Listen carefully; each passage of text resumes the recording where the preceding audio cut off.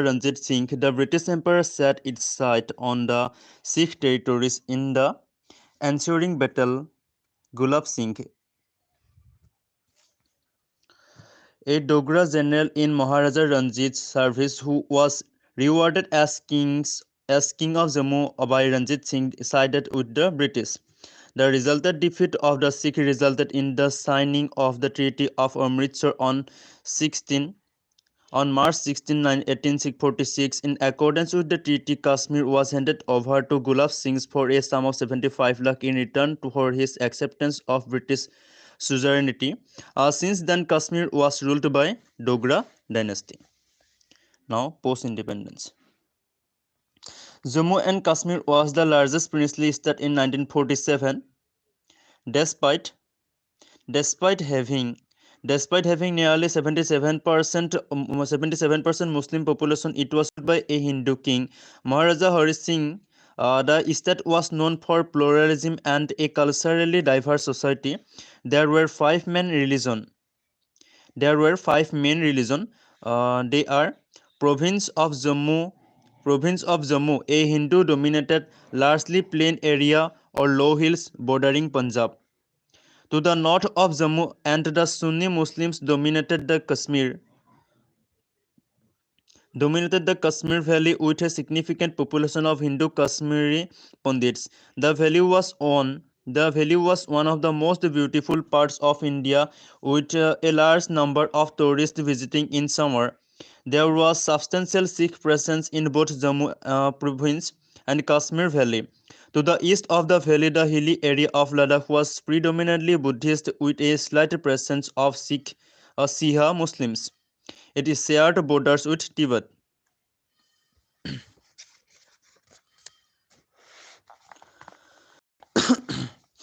The last two are the regions of Gilgit and Baltistan. These two regions were very thinly populated with mostly Shiva Muslims. Gilgit and the Baltistan shared borders with Afghanistan and Xinjiang province of China. It was also very close to the former Soviet Union. The geopolitical location of the state of Jammu and Kashmir made it very crucial strategically. Instrument of accession and referendum. On August 15, 1947, fearing forced accession to India on one hand and commercial backlash due to the dominance of Muslim from Pakistan on the other. Maharaja Hari Singh did not accede to either India or Pakistan. He hoped for an independent, sovereign and completely neutral state. Sheikh Abdullah constantly refuted the two-nation theory, and he was received as a custodian of secularism in Kashmir. Hari Singh offered to sign a standstill agreement with both countries, which would allow free movement of people and goods across borders.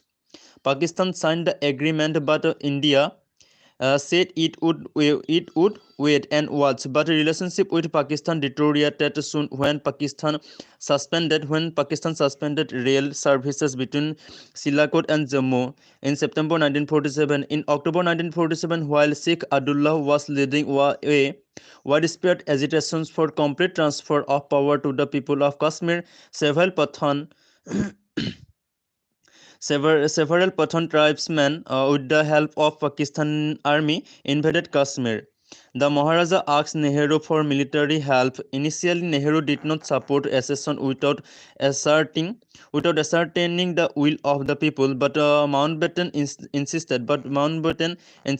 That under international law, troops could be sent to Kashmir only after the state's formal accessions to India. Sheikh Abdullah and Sardar Patel too insisted on occasion. Finally, on October 26, 1947, the Maharaja acceded to India by signing the instrument of accession, and also agreed to appoint Abdullah as the head of the state administration.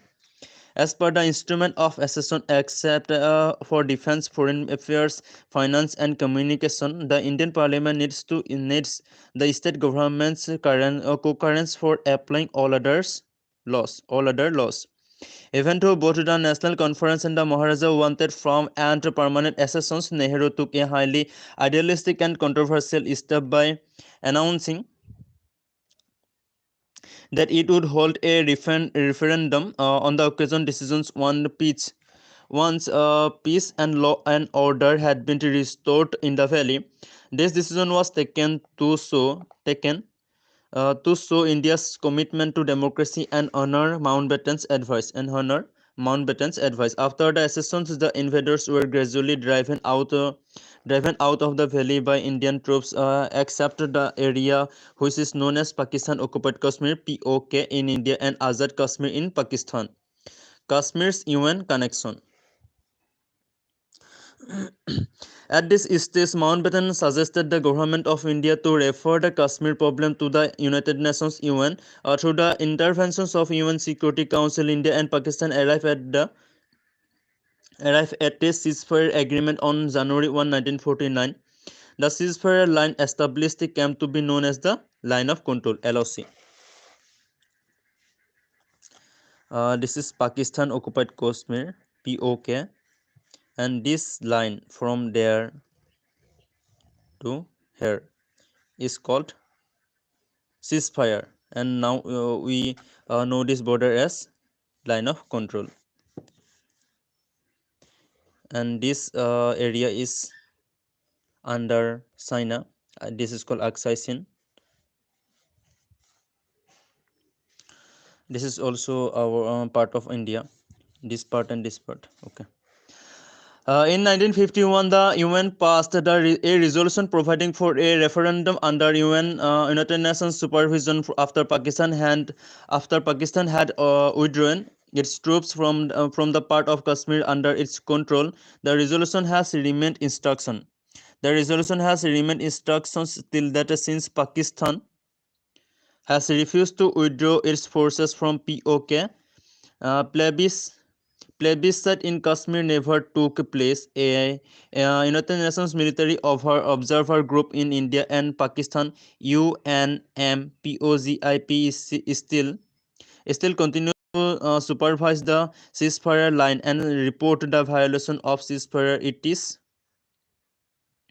is only for the state of Jammu and Kashmir that the accession of the state to India is still a matter of dispute between India and Pakistan, and is still on the agenda of the United Nations Security Council. Since then, Kashmir has been the main obstacle in the path of friendly relations between India and Pakistan. India has regarded Kashmir accessions as final and irrevocable, and Kashmir as its integral part. Kashmir continues to deny this claim and tries to raise the issue on international platforms, while India says that it is a bilateral issue. Constituent Assembly of Jammu and Kashmir. The people of J&K then convened a Constituent Assembly in 1951, who is once again reaffirmed the accession of the state to India in 1956 and finalized the constitution for the state. The Jammu and Kashmir Constitution reframes that the state is and shall be an integral part of the Union of India. Simla Agreement 1972. Withdrawal of Pakistani troops from the northern areas collectively referred to the Pakistan occupied Kashmir by India, and its reintegration with the rest of J&K had been the primary objective of India during the initial phase of the conflict. However, this objective slowly changed in a shift that became visible during and after the 1971 war with Pakistan. A line of control (LOC) was established after this war, and it is widely believed that during negotiations leading to the Simla Agreement signed on July 2, 1972, that followed the war, and India and Pakistan agreed to convert this line into a permanent border between the two countries. Ever since, India's primary objective is in the conflict of Kashmir has been to maintain the status quo and convert the LOC into an international border. Kashmir militancy, low intensity war or proxy war by ISI. Beginning of insurgency.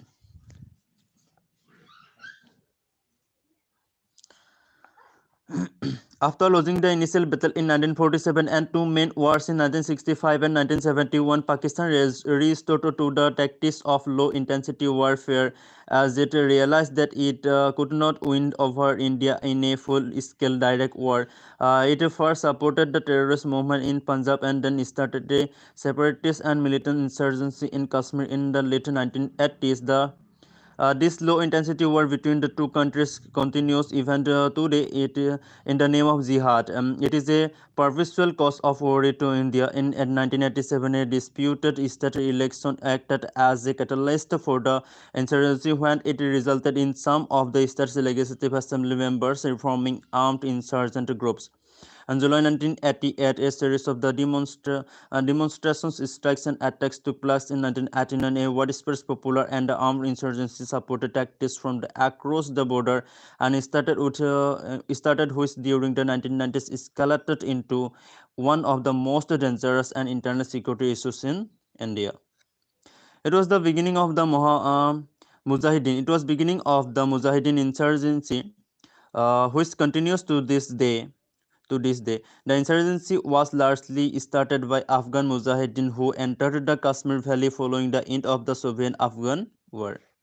Initially, the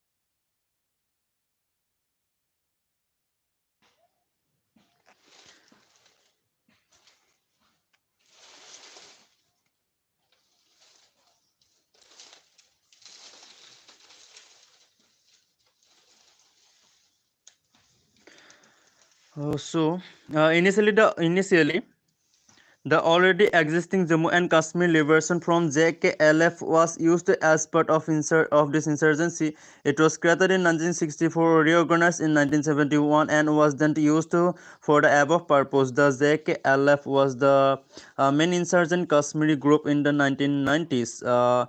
Yaskin Malik, a leader of the JKLF, was one of the Kashmiris to organize militancy in Kashmir, and its main demand was dependence on Kashmir. Since 1950-1995, one faction of JKLF under the leadership of the Yasmin Malik, he renounced the use of the violence and calls for strictly peaceful methods to resolve the dispute, but many new terrorist organizations have been leading the violent activities in the valley like Hizbul Mujahideen, Lashkar-e-Taiba, Jaish-e-Mohammed, Al-Barbar, Harkatul Ansar, Harkat-ul Jihad, Islami Huji.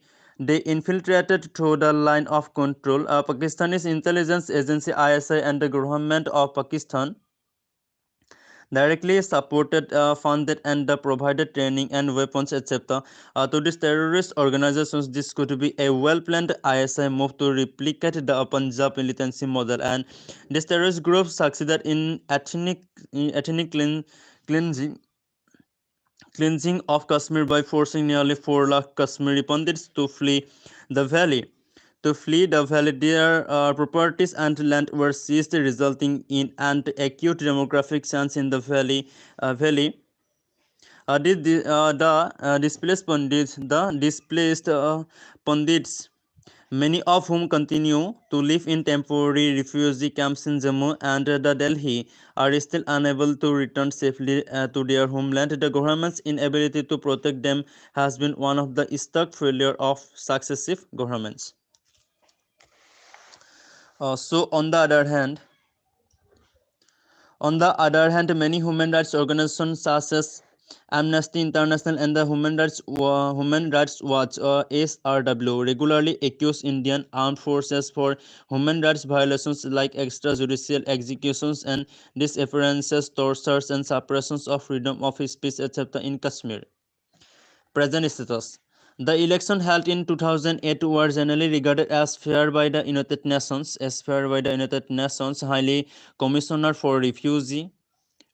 They had a high voter turnout in spite of calls by militants for a boycott, and led to the pro-India Jammu and Kashmir National Conference forming the government in the states. The high voter turnout was seen as a sign that the people of Kashmir wanted peace and harmony. There has been a sense of strategy by the ISI in Kashmir in the last 4 to 5 years.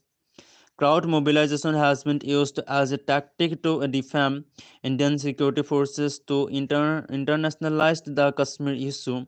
Stone pelting has become a routine feature of street protesters in Srinagar since the summer 2008, when Amarnath land transfer became a hot issue for widespread agitation in the valley. Kashmiri teenagers have been involved in doing stone pelting. Uh, there have been protest movements in Kashmir since there was an increase in these incidents after Azal Guru and the Prime accused in the parliament attack was hanged to death in Delhi. In February 2013, the encounter of Burhan Wani in 2016 further worsened the situation in Kashmir, and this also led to increased the radicalization among youths of the valley. The security situation has deteriorated over last 5 years, which is evident from the table. So, in 2013, incidents are happened 170, SFs killed 53, civilians killed 15, and terrorists killed 67. In 2014, incidents are happening 222, SFs killed 47, civilians killed 28, and terrorists killed 110. In 2015, incidents are happened 2008, SFs killed 39, civilians killed 17, and terrorists killed 108. 2016, incidents are happened 322 and SFs killed 82 and civilians killed 15 and terrorists killed 150. In 2017, the incidents are happened 342, SFs killed 80 and civilians killed 40 and terrorists were killed 213. What is low intensity war and why was it adopted by ISI? Low intensity war is a long and protracted strategy to achieve a desired result, which cannot be achieved through direct war. It can be in the form of armed revolt, guerrilla warfare, political revolution, national war of independence.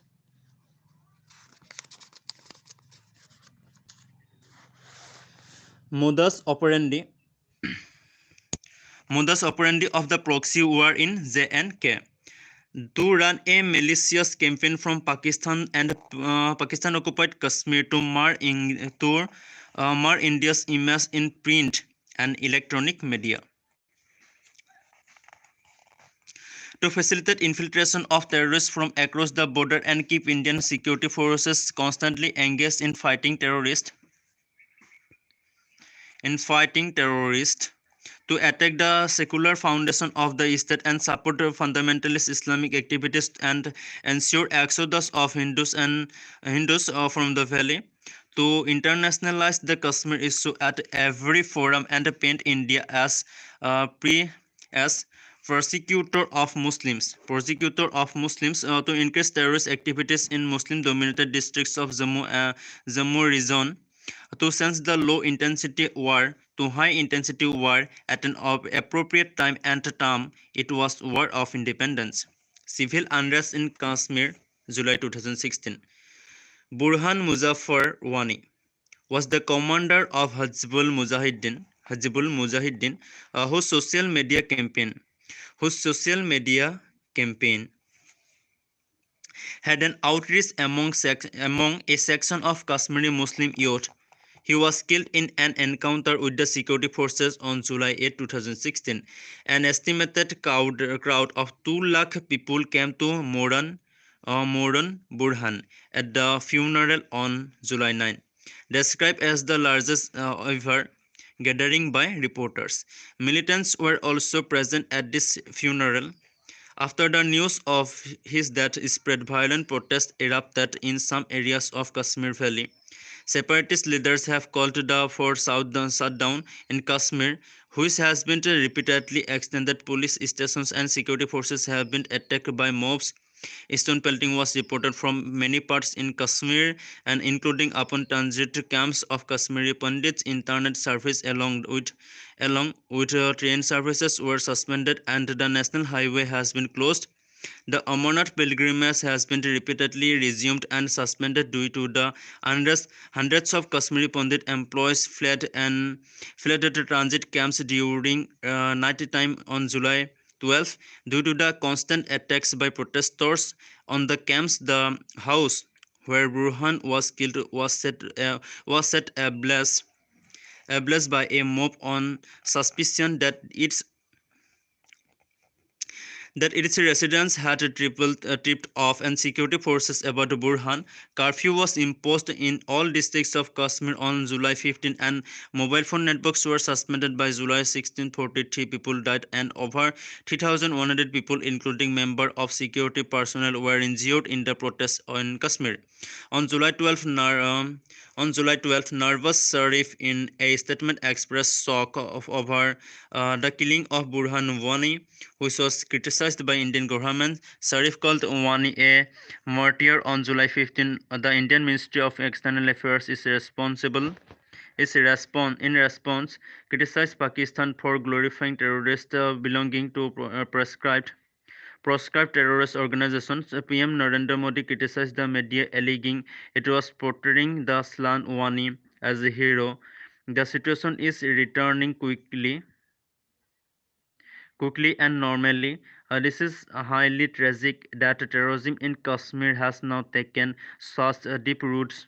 It's a cause of serious concerns for the Indian government and security forces. Glorifying terrorism and such level of mass support call for a deep introspection by the government of India. Time has come that the center does rethinking on the Kashmir strategy.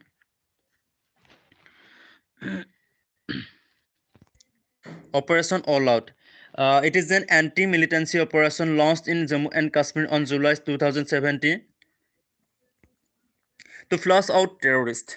Its long-term plan is to establish peace in the valley, and as many as 258 terrorists from the various terror outfits like Luxor, Aziz, Hezbollah, and Al-Badr have been shortlisted for Operation All Out. Intelligence agencies carried out a secret district-wide survey to identify militant hideouts, and the prime locations of terrorist activities were mapped well before the exercise got a go ahead. Pulwama and Balakot paradigm shift in strategy against terrorism.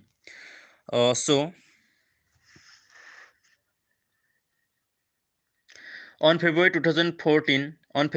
14, 2019, India witnessed one of the most deadliest suicide attacks wherein more than 40 CRPF soldiers lost their lives on the Jammu-Srinagar highway. The 78 vehicles convoy of CRPF was attacked by an explosive-laden SUV near Avantipura in Jammu and Kashmir, Pulwama district. The suicide bombing by SUV was conducted by a 20-year-old suicide bomber named Adil Ahmad Dar, with links to the terror outfit Jaish-e-Mohammed, which later claimed the responsibility of the attack, and the Pathankot Air Base attack in 2016 was also conducted by the terror outfit. The Pulwama attack led to a wide emotional upsurge in the citizens of the country. In response to the attack on February 26, 2019, Indian Air Force with 12 Mirage 2000 fighter planes struck terrorist camps operating in Balakot and other locations, destroying terror camps of Jaish-e-Mohammed and claimed lives of more than 300 terrorists who were being trained there. It was a non-military preemptive attack after Indian intelligence received information of more of suicide attacks by the terror outfit. This is a paradigm shift in India's strategy against terrorism. The strategy of counter-attack at such a massive scale would bring a further fear in the mind of the terrorist organizations and would act as a deterrent, which is the principle on which Israel has achieved great success in counter-terrorism. After 20 years of the Kandahar handing over the terrorist India has changed its image from a soft state to a state which can go any extent in its fight against terrorism. Indian Air Force has entered Pakistan airspace first time since 1971 war. The strategy preempting the strategy of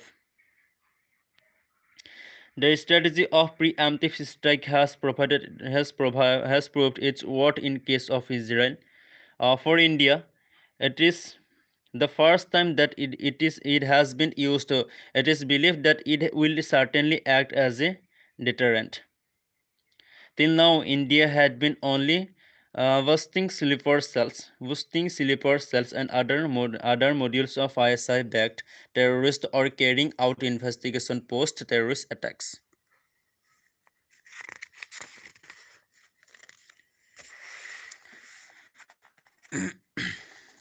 And from such that as he may notify, provided that the recommendation of the Constituent Assembly of the state shall be necessary before the President issues such a notification. The 1974 Indira Sheikh Accord mentions that the state of Jammu and Kashmir, which is the constituent unit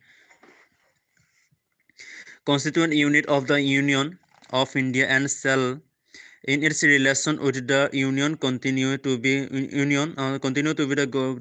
governed by Article 370 of the Constitution of India. Applicability of the Constitution of India to the NK. In exercise, the powers conferred by Clause 1 of the Article 370 of the Constitution, the President, with the conference of the government of the state Jammu and Kashmir, made the Constitution application to Jammu and Kashmir Order 1954, which came into force on May 14, 1954. Amendment of Article 370. Under Article 370, consent of state legislature and the Constituent Assembly of the state are also required to amend Article 370. Now the question arises, how can we amend the Article 370 when the Constituent Assembly of the state no longer exists, or whether it can be amended at all? Some jurists say it can be amended by an amendment act under Article 368 of the Constitution and the amendment extended under Article 371, but it is still a moot question. Demand for abrogation of Article 370. Equally valid arguments are forwarded by this in favor of and against its abrogation.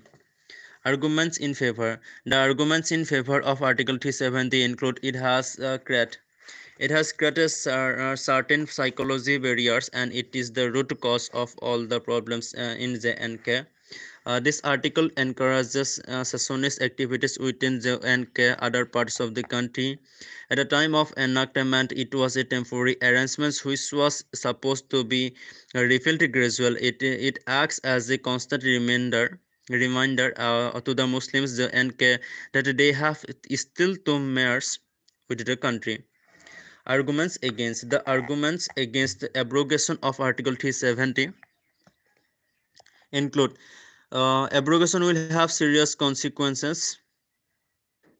It will encourage secessionists to demand plebiscite, which will lead to the internationalizations of the issue of JNK. The contention of article giving rise to secessionist activities is baseless, as states like Assam and Punjab, which do not have any special status, have experienced such problems.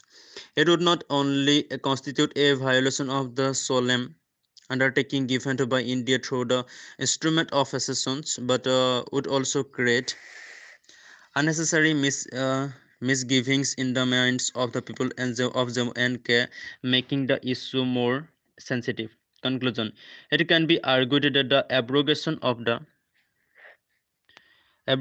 article is avoidable, as it will certainly be raised internationally by Pakistan, and it will give a chance to United Nations and the international community to intervene in the NK. So maintaining the status quo would be the best possible strategy as of now. Article 35A. Article 35A was added to the Indian Constitution in 1954 by means of a presidential order. This was a part of the deal struck between the Maharaja of Kashmir, Hari Singh, and the Republic of India to protect the privileges of Kashmiri residents from outsiders. The Article 35A is provisions incorporated in the Constitution, giving the Jammu and Kashmir legislature complete freedom to decide who all are permanent residents of the state, and they confer on them special rights and privileges in public sector jobs, acquisitions of property in the state, scholarship, and other public aid and welfare. Article 35A imposes restriction upon the non-permanent residents by restricting their government employment prospects, right to vote. The provision mandates that no act of the legislature coming under it can be challenged for violating the constitution or any other law of the land. Article 35A is also being challenged for being gender biased against the women permanent residents of the state of the NK who choose to marry someone who does not belong to the state of the NK. Currently, Article 35A is under the scrutiny of the Supreme Court, which is examining its constitutional validity. Should a referendum be done? In the present scenario, a referendum will be meaningless, as a lot has changed in the last 65 years, including the demographic of Kashmir, as about 4 lakh Kashmir Pandits were displaced forcibly in the 90s. Pakistan has never withdrawn its troops from POK, which was pre-condition to the referendum. Therefore, India should not agree to the demand of referendum. Uh, why are there why are there frequent ceasefire violations by Pakistan? Ceasefire violations are planned by the ISI mainly to keep the JNK issue alive, to try to internationalize it, keep the Indian forces engaged, and to aid the infiltration of the terrorists into the Indian territory. Issue of rehabilitation and resettlement of the Kashmiri Pandits. Around 7 lakh Kashmir Pandit fled the valley in the wake of terrorism during 1989 to 90. Most of them either settled in Delhi or other parts of the North India. Some of them are staying in the refugee camps on the outskirts of Jammu. And since Kashmiri Pandits are originally inhabitants of Kashmir since ages, they must be helped to get back to their motherland. We must create such a congenial atmosphere in Kashmir that these people would really want to go back. Former Prime Minister Manmohan Singh in 2008 announced a special package for the return and rehabilitation of Kashmiri migrants to the valley. The package included housing, transit, accommodation, scholarship, employment, and waiver of interest rates. The package offered to each family of the construction of houses was 7.5 lakh, but the plan is yet to succeed. Over 900 educated youths were given employment under Prime Minister's job package, but they were also forced to flee during the stone planting after the death of Burhan Wani in 2016. In 2017, Home Minister Rajnath Singh announced the construct to construct 6,000 transit accommodation for the Kashmiri Pandit. Given the disturbed security environment in the valley, it is extremely difficult to achieve rehabilitation only by the provision of space for habitation or even jobs for substances. Should we support Ladakh demanding union territory? Ladakh demanding union territory status and Jammu demanding separate states within the Indian states.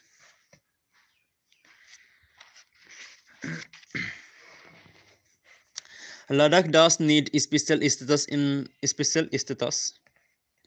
Ladakh does need special status like many other undeveloped and remote areas. Similarly, people of Jammu have a genuine grievance to some extent, but since all these were part of the state in 1947, their fate is interlinked. Any division of J&K will give Pakistan an opportunity to internationalize the issue, which India wants to avoid. Therefore, we should take steps to ensure development of Jammu and Kashmir, Jammu and Ladakh without bifurcating the state. Creating a separate union territory of Ladakh will require the altering of boundaries of the state of J&K, which would be a violation of Article 370. Thus, this option is neither recommended not feasible.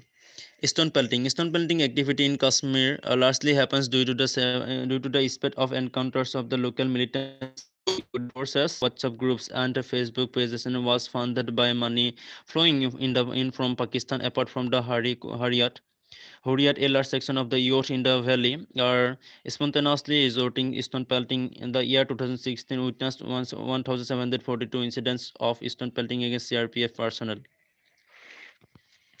Actions taken by the government. In 2017, NIA, National Investigation Agency, had registered cases on various Hariyut leaders and alleged that stone pelting was organized by separatists at the behest of Pakistan.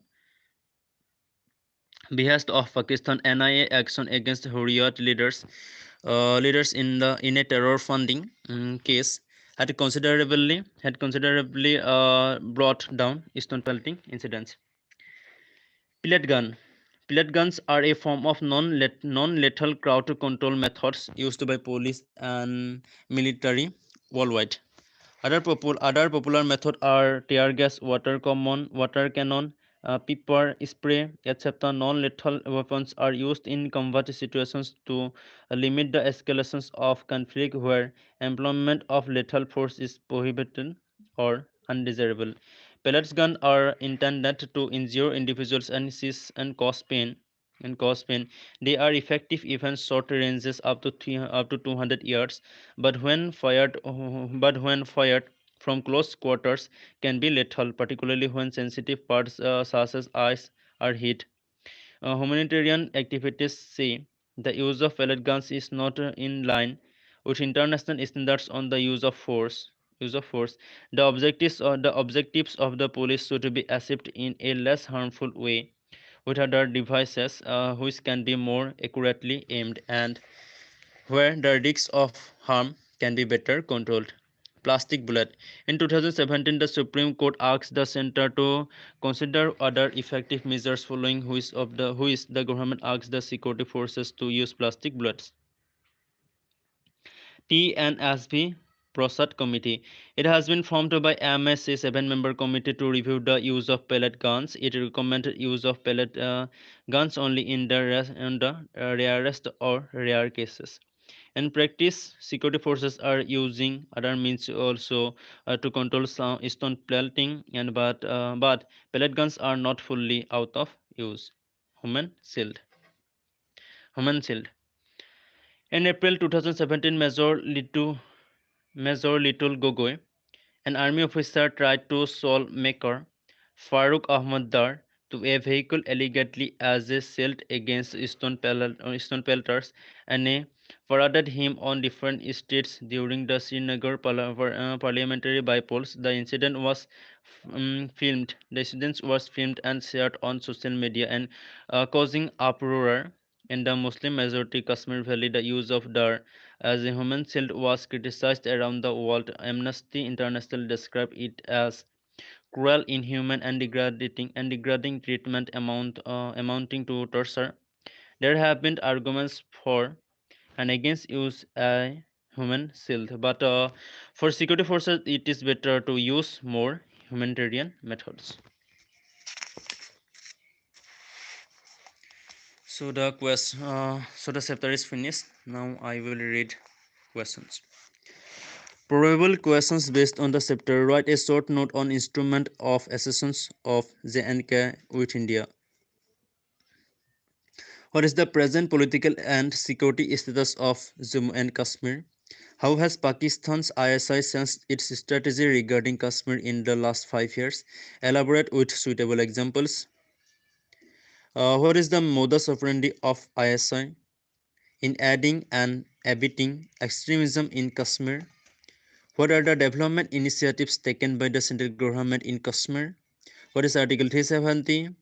What will be the implications of abolishing Article 370? What steps have been taken by Centre to curb terrorism in recent times in J&K? What is Article 35 and what would be the implications if it is removed? Boycott air strikes are indicated of a radical shift in India's war against terrorism. Elaborate.